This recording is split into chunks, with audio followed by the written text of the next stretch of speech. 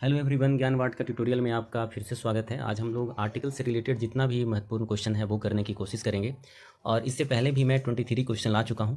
यदि आप वो वीडियो को नहीं देखें तो उसे जाकर ज़रूर देखें। सारा जो आर्टिकल मैं कराया हूँ सभी ही एग्ज़ाम के लिए इंपॉर्टेंट है और जो आने वाले एग्ज़ाम है उसमें पूछे जाने की संभावना काफ़ी ज़्यादा बढ़ जाती है। और यदि वीडियो अच्छा लगे और क्वेश्चन का लेवल अच्छा लगे तो वीडियो को लाइक कीजिए, सब्सक्राइब कीजिए और अपने दोस्तों तक शेयर कीजिए। तो चलिए हम लोग स्टार्ट करते हैं क्वेश्चन 24 से। भारत के संविधान के अनुच्छेद 332 में प्रावधान है। ऑप्शन 1 है एंग्लो इंडियन के लिए सीटों का आरक्षण, ऑप्शन 2 है जनजातीय क्षेत्रों का कल्याण, ऑप्शन 3 है राज्यों की विधानसभाओं में अनुसूचित जातियों और अनुसूचित जनजातियों के लिए सीटों का आरक्षण, और ऑप्शन 4 है धार्मिक अल्पसंख्यकों का कल्याण। तो देखिए इसका जो सही ऑप्शन होगा वो ऑप्शन नंबर जो 3 होगा, इसका बिल्कुल करेक्ट हो जाएगा।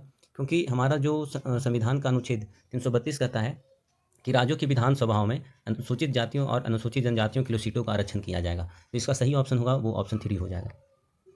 देखिए क्वेश्चन नंबर 25 कर रहा है कि अनुच्छेद 239 किससे संबंधित है। तो देखिए अनुच्छेद 239 जो संबंधित है वो ऑप्शन 2 जो यहाँ दिख रहा है, राष्ट्रपति द्वारा केंद्र शासित प्रदेशों का प्रशासन, वो इसका बिल्कुल सही ऑप्शन हो जाएगा। ऑप्शन 2 इसका करेक्ट हो जाएगा। देखिए क्वेश्चन 26 बोल रहा है कि भारतीय संविधान के अनुच्छेद 239 के तहत निम्नलिखित में से किस क्षेत्र को विशेष दर्जा मिला है।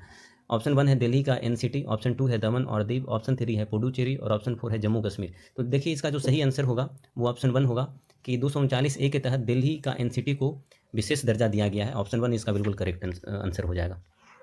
देखिए क्वेश्चन 27 कह रहा है कि भारतीय संविधान का अनुच्छेद 249 किससे संबंधित है। ऑप्शन 1 है राष्ट्रपति की आपातकालीन शक्तियां। देखिए ये बिल्कुल नहीं होगा क्योंकि राष्ट्रपति की जो आपातकालीन शक्तियां हैं वो 249 में नहीं दिया गया है। ऑप्शन 2 है लोकसभा का विघटन, ऑप्शन 3 है संसद की प्रशासनिक शक्तियां और ऑप्शन 4 है राज सूची के विषयों के संबंध में संसद की विधायी शक्तियां। तो देखिए क्वेश्चन नंबर 4 जो है इसका बिल्कुल सही ऑप्शन हो जाएगा क्योंकि राज सूची के विषयों के संबंध में संसद की विधायी शक्तियों का वर्णन किया गया है अनुच्छेद 249 में। ऑप्शन 4 इसका करेक्ट हो जाएगा।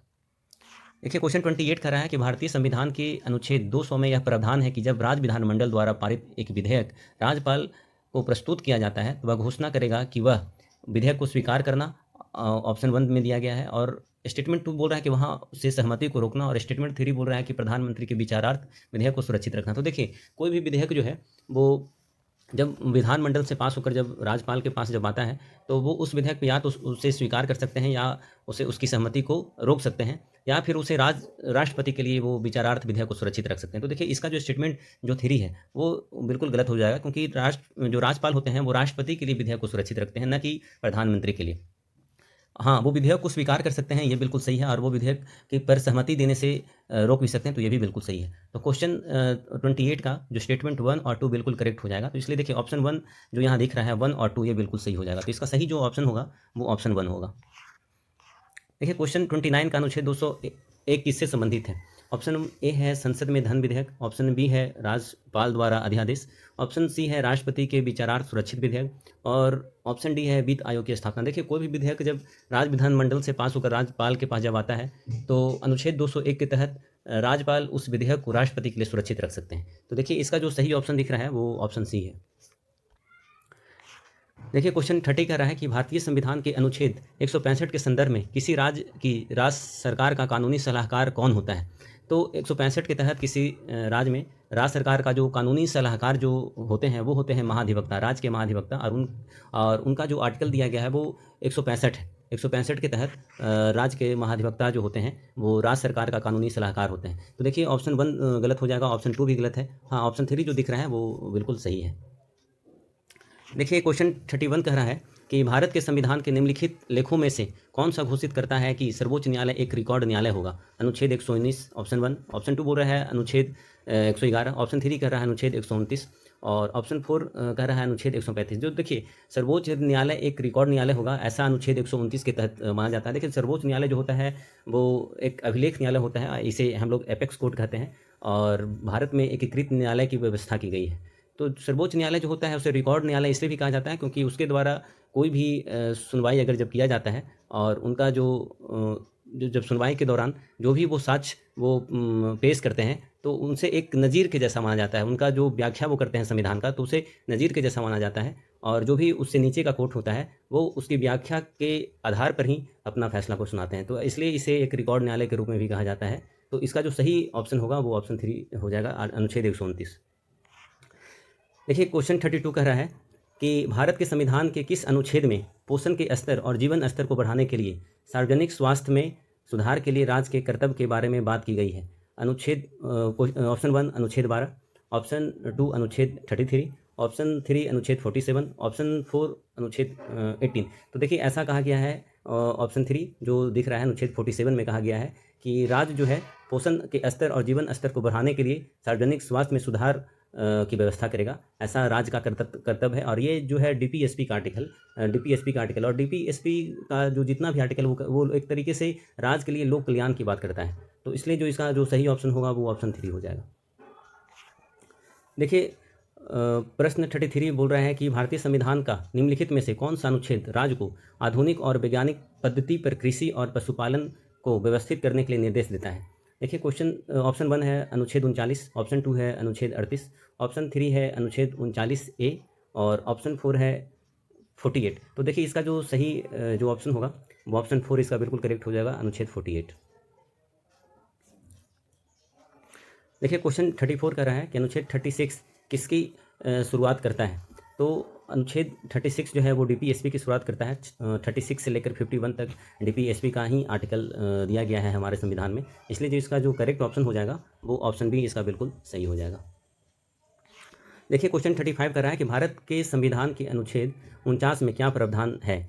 ऑप्शन 1 है बच्चों के लिए निःशुल्क और अनिवार्य शिक्षा का प्रावधान, ऑप्शन 2 है अंतर्राष्ट्रीय शांति और सुरक्षा को बढ़ावा देना, ऑप्शन 3 है कारखानों और खदानों में बच्चों के रोजगार का निषेध जो 14 वर्ष से कम आयु के हैं, और ऑप्शन 4 है स्मारकों एवं स्थानों तथा प्राकृतिक महत्व की वस्तुओं का संरक्षण। तो देखिए हमारा जो अनुच्छेद 49 जो है वो स्मारकों और स्थानों तथा प्राकृतिक महत्व की वस्तुओं का संरक्षण की बात करता है। इसलिए ऑप्शन 4 इसका बिल्कुल सही आंसर होगा।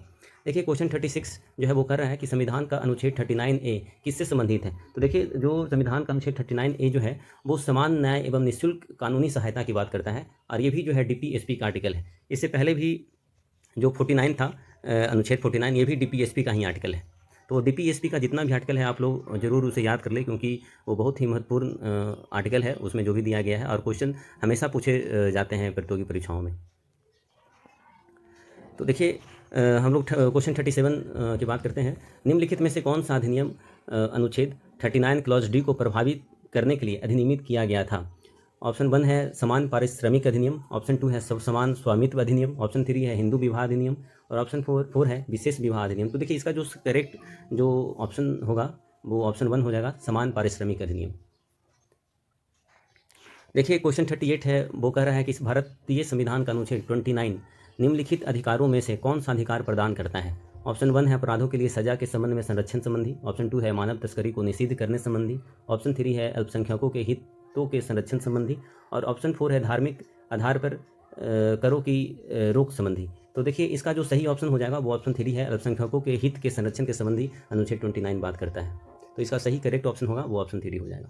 देखिए क्वेश्चन 39 है, वो बोल रहा है कि भारत के संविधान का अनुच्छेद 25 किससे संबंधित है। तो देखिए भारत के संविधान का अनुच्छेद 25 जो है वो धर्म के पेशे, आचरण और प्रचार की अंतरात्मा की स्वतंत्रता से संबंधित है। इसलिए जो इसका सही करेक्ट ऑप्शन होगा वो ऑप्शन करेक्ट हो जाएगा। देखिए क्वेश्चन 40 कह रहा है कि भारतीय संविधान का अनुच्छेद 21A किससे संबंधित है। तो ऑप्शन 1 है समानता, ऑप्शन 2 है आज़ादी, ऑप्शन 3 है शिक्षा, ऑप्शन 4 है धर्म। तो इसका जो सही ऑप्शन हो जाएगा अनुच्छेद 21A शिक्षा से संबंधित है, और ये बहुत ही इंपॉर्टेंट आर्टिकल है, इसे जरूर याद रखिएगा। देखिए क्वेश्चन 41 कह रहा है कि भारत के संविधान के अनुच्छेद 48A में राज्यों का ब्लैंक्स का संरक्षण तथा संवर्धन सुनिश्चित करने के लिए निर्देश दिया गया है। ऑप्शन 1 है शिक्षा का, ऑप्शन 2 है पर्यावरण का, ऑप्शन 3 है व्यवसाय का, ऑप्शन 4 है खनिज का। तो देखिए शिक्षा तो होगा नहीं, क्योंकि शिक्षा 21A में दिया गया है। तो 48A जो है वो संविधान में जो अनुच्छेद है 48A ये पर्यावरण का संरक्षण तथा संवर्धन सुनिश्चित करने के लिए करने की बात करता है। तो इसका सही ऑप्शन जो होगा वो ऑप्शन 2 हो जाएगा। देखिए क्वेश्चन 42 कर रहा है कि भारत के संविधान के निम्नलिखित में से किस अनुच्छेद में 6 वर्ष से कम आयु के बच्चों के लिए प्रारंभिक बाल अवस्था, देखभाल और शिक्षा का प्रावधान करता है। ऑप्शन 1 है अनुच्छेद 45, ऑप्शन 2 है अनुच्छेद 35, ऑप्शन 3 है अनुच्छेद 44 और ऑप्शन 4 है अनुच्छेद 53। देखिए ऐसा जो कहा गया है वो अनुच्छेद 45 में कहा गया है कि 6 वर्ष से कम आयु के बच्चों के लिए प्रारंभिक बाल अवस्था, देखभाल और शिक्षा का प्रावधान किया जाना चाहिए। तो ऑप्शन 1 जो है वो होगा इसका बिल्कुल सही करेक्ट ऑप्शन होगा, करेक्ट आंसर होगा। देखिए क्वेश्चन 43 कह रहा है कि भारतीय संविधान के अनुच्छेद 43B में निम्नलिखित में से कौन सा नीति निर्देशक तत्व उल्लिखित है। ऑप्शन 1 है नागरिकों के लिए समान नागरिक संहिता, ऑप्शन 2 है कृषि और पशुपालन का संगठन, ऑप्शन 3 है सहकारी समिति का संवर्धन। ऑप्शन 4 है समान न्याय और निःशुल्क विधिक सहायता। तो देखिए अनुच्छेद 43 भी है और ये भी DPSP का ही आर्टिकल है और ये सहकारी समितियों की संवर्धन की बात करता है और इसका सही जो करेक्ट जो आंसर होगा वो ऑप्शन 3 हो जाएगा। देखिए क्वेश्चन 44 बोल रहा है कि राजभाषा के संबंध में आयोग गठित करने के संबंधी अधिकार किस अनुच्छेद के तहत राष्ट्रपति को प्राप्त है। तो इसका क्वेश्चन ऑप्शन 1 है अनुच्छेद 347, ऑप्शन 2 है अनुच्छेद 351, ऑप्शन 3 है अनुच्छेद 344, ऑप्शन 4 है अनुच्छेद 343। तो देखिए इसका जो सही जो आंसर होगा वो अनुच्छेद 344 यानी कि ऑप्शन 3 इसका बिल्कुल सही हो जाएगा। देखिए क्वेश्चन 45 कह रहा है कि भारत के संविधान का अनुच्छेद 300A किससे संबंधित है। ऑप्शन 1 है वित्तीय आपातकाल, ऑप्शन 2 है अखिल भारतीय सेवाएं, ऑप्शन 3 है शिक्षा का अधिकार, ऑप्शन 4 है संपत्ति का अधिकार। तो देखिए ऑप्शन 4 संपत्ति का अधिकार 300A आर्टिकल में अनुच्छेद 300A में संपत्ति का अधिकार की बात करता है, जो पहले यह मौलिक अधिकार में आता था लेकिन मौलिक अधिकार से इसे हटा दिया गया है और इसे 300A में कर दिया गया है। तो इसका जो करेक्ट ऑप्शन होगा वो ऑप्शन 4 हो जाएगा। देखिए क्वेश्चन 46 कह रहा है कि अनुच्छेद 338 किससे संबंधित है। ऑप्शन 1 है अनुसूचित जाति के लिए राष्ट्रीय आयोग, ऑप्शन 2 है अनुसूचित जनजाति के लिए राष्ट्रीय आयोग, ऑप्शन 3 है विकलांग व्यक्तियों के लिए राष्ट्रीय आयोग और ऑप्शन 4 है महिलाओं के लिए राष्ट्रीय आयोग। तो देखिए अनुच्छेद 338 जो है वो अनुसूचित जाति के लिए राष्ट्रीय आयोग की बात करता है, इसलिए इसका ऑप्शन 1 बिल्कुल सही हो जाएगा। देखिए क्वेश्चन 47 कह रहा है कि निम्नलिखित में से कौन सा आयोग अनुच्छेद 338A से संबंधित है। ऑप्शन 1 है राष्ट्रीय अनुसूचित जाति आयोग, ऑप्शन 2 है राष्ट्रीय आयोग अनुसूचित जनजाति, ऑप्शन 3 है राष्ट्रीय आयोग पिछड़ा वर्ग, ऑप्शन 4 है महिलाएं के लिए राष्ट्रीय आयोग। तो इसका जो करेक्ट ऑप्शन हो जाएगा वो ऑप्शन 2 हो जाएगा कि 338A आर्टिकल जो है वो राष्ट्रीय अनुसूचित जनजाति आयोग की बात करता है, इसलिए इसका करेक्ट ऑप्शन जो होगा वो ऑप्शन 2 हो जाएगा। देखिए क्वेश्चन 48 कह रहा है कि भारतीय संविधान का अनुच्छेद 338 भी किससे संबंधित है। ऑप्शन 1 है राष्ट्रीय अनुसूचित जाति आयोग और अनुसूचित जनजाति से, ऑप्शन 2 है पिछड़ा वर्ग के लिए राष्ट्रीय आयोग से, ऑप्शन 3 है राष्ट्रीय मानवाधिकार आयोग से और ऑप्शन 4 है इनमें से कोई नहीं। तो इसका सही जो ऑप्शन होगा वो ऑप्शन 2 सही हो जाएगा, पिछड़ा वर्ग के लिए राष्ट्रीय आयोग से आर्टिकल 338 भी संबंधित है। देखिए जो भी आर्टिकल मैं लेकर आया हूँ बहुत ही चुनिंदा आर्टिकल है और बहुत ही एक तरीके से मैं पूरा सर्च किया हूँ, उसके बाद मैं सारा आर्टिकल संग्रह किया हूँ और सभी जो आर्टिकल है ये किसी न किसी एग्जाम में पूछे गए हैं और बहुत ही महत्वपूर्ण आर्टिकल। अगर आप इस पूरा आर्टिकल अगर आप याद कर लेते हैं तो काफ़ी ज़्यादा संभावना है कि आप आने वाले जो प्रश्न होंगे एग्जाम में उससे आप सही कर ले जाएंगे। देखिए क्वेश्चन 49 कह रहा है कि कौन सा अनुच्छेद कहता है कि लोकसभा और विधानसभा के चुनाव वयस्क मताधिकार के आधार पर होंगे। ऑप्शन 1 है अनुच्छेद 301, ऑप्शन 2 है अनुच्छेद 326, ऑप्शन 3 है अनुच्छेद 261 और ऑप्शन 4 है अनुच्छेद 300। देखिए वयस्क मताधिकार की जो बात करता है वो आर्टिकल 326 में दिया गया है और वयस्क मताधिकार होता है कि जो भी नागरिक हमारे देश के हैं अगर वो 18 वर्ष की आयु में पहुंच गए हैं तो वो चुनाव अपने प्रतिनिधि चुन सकते हैं और यही जो कहा गया है यूनिवर्सल एडल्ट फ्रेंचाइजी की बात करता है, ये आर्टिकल 326 में दिया गया है। तो इसका जो सही ऑप्शन होगा वो ऑप्शन 2 हो जाएगा।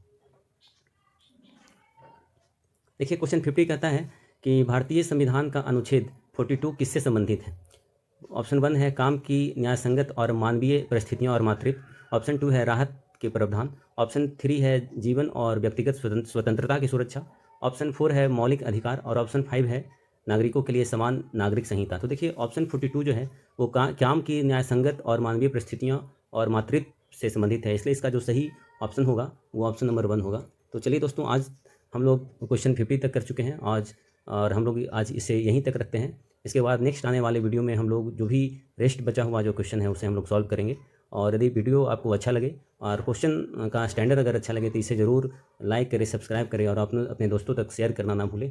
और यदि आप शेयर करते हैं, ज़्यादा से ज़्यादा संख्या में इसे विद्यार्थी देखते हैं तो मेरा भी मनोबल और उत्साह बढ़ेगा और मैं इसी तरीके से जितना भी अच्छा प्रश्न होगा मैं अलग अलग अध्याय का लेकर आऊँगा, सभी चैप्टर में कराऊँगा पॉलिटी का, और जो भी प्रश्न होगा वो वाकई काफ़ी इंपॉर्टेंट होगा और एग्ज़ाम के पॉइंट ऑफ व्यू से बहुत ज़्यादा महत्वपूर्ण होगा।